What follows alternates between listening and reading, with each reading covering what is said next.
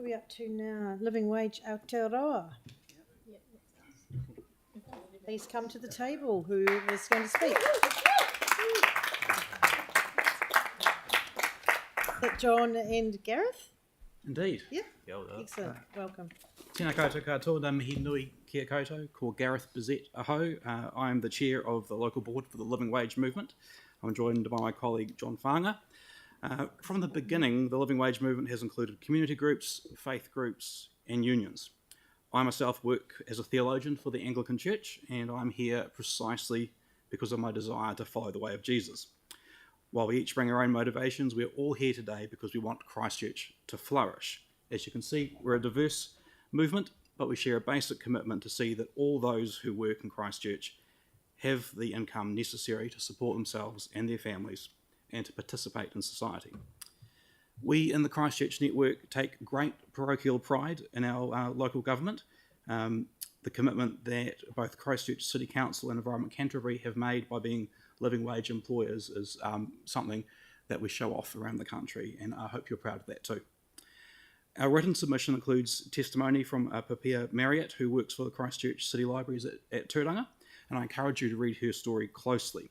Importantly, her own experience tells of the difference that the living wage makes, not only to individuals and their income, but to their well-being and their engagement in their work. We are here today asking that we extend the protection to everyone who works at council facilities. Specifically, we are asking that the leasing of spaces in council facilities is done in line with the council's procurement guidelines, including a commitment to living wage for all employees. There's currently a double standard where some employees in council spaces such as libraries and recreation centres do not receive a living wage because they're employed by our tenants, not directly. To quote from Papia, visitors totally see the cafe as part of the council service, so the staff are part of the CCC team. They are our colleagues, and most of our work meetings happen at the cafe. What's the CCC slogan? One team, making it happen with integrity and passion. So I think they should all be treated like part of the team. They're providing a public service, and they're skilled workers, providing an awesome experience for ratepayers and visitors. I used to do that job. It's hard work. Cafe staff already do an awesome job. Imagine if they were paid fairly for it, like the rest of CCC staff. That would be even more awesome. Everyone in council spaces deserves a living wage. You guys can make it happen. Yeah. I think the assumption is that young people and students who make up the majority of hospitality workers have less financial responsibility, so they don't need as much. Well, I'm here to tell you that simply isn't the case. Students and young people, just like everyone else, are parents, renters, and they're hungry and cold.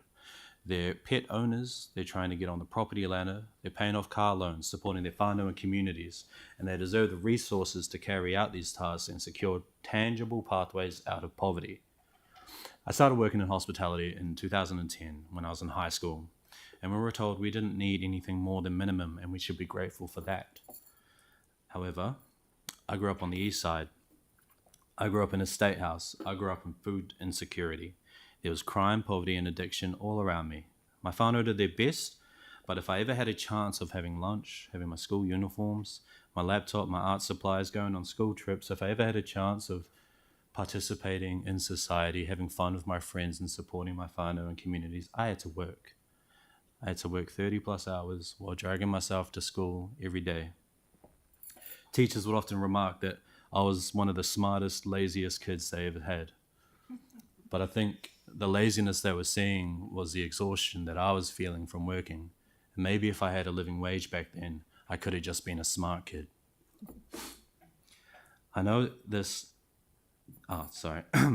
Fast forward, I'm now in my 4th year studying at Aotearoa for social work. I left 2 jobs last year from burnout, because I was studying full-time and I was working a million hours as well.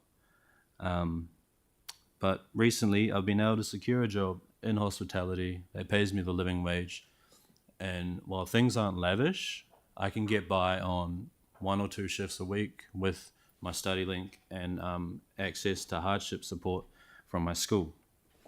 I know this small part of my story may seem heavy to some, perhaps it seems like a bit of an outlier, I promise you I grew up in medium to low discomfort comparatively. I promise you there are countless cases harder than mine. I was one of the lucky ones. Some of the more unlucky ones, so I have 6 years experience in social services, and it was my job to support people out of crime and poverty behaviours into education or employment. And it was a massive piece of work, and would do it and would finish a full week's work and maybe would be lucky to pocket, $600 for a week. Let me tell you, crime gets pretty attractive after that. Let me tell you, I start to feel like I'm selling a false promise after that. Those kinds of situations, not only do they make crime more attractive, but they hurt the credibility of councils and governments and societies and their claim that they care about everyone. You have the opportunity here to open one of those pathways out of poverty and to send a message to the disenfranchised that you care. Thank you. Oh, kia ora. Thank you very much.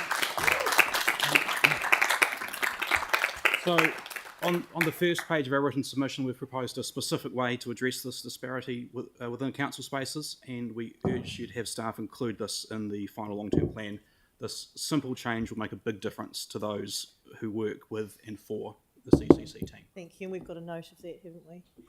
Hey, thank you, and thank you for your being so candid and brave and sharing your story, and things like that have a really big impact. And I know that you know this council is committed to the living wage, and you're telling us now to take it a step further, which we will, I'm sure, endeavour to do. So thank you. Thank you very much. Thank you.